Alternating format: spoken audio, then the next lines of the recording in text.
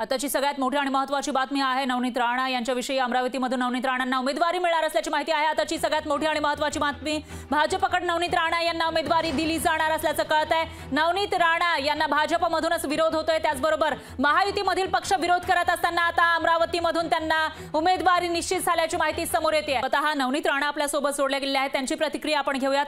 नवनीत राणाजी, सगळ्यात आधी तर तुमचं अभिनंदन, तुम्हाला भाजपकडून उमेदवारी मिळते अमरावती लोकसभेसाठी। पहिली प्रतिक्रिया।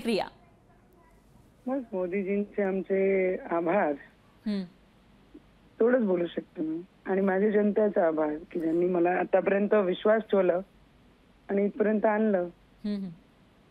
मोदीजींचे खूप खूप आभार आहे। पण नवनीत राणाजी, तुम्ही वक्तव्य बघितली असतील महायुतीमधील नेत्यांची, बच्चू कडू असतील किंवा अडसूळ असतील यांची, ते तुम्हाला प्रचंड विरोध करताना दिसतात। त्यांना तुम्ही काय आवाहन कराल? नवनीत राणाजी, आवाज येतोय माझा?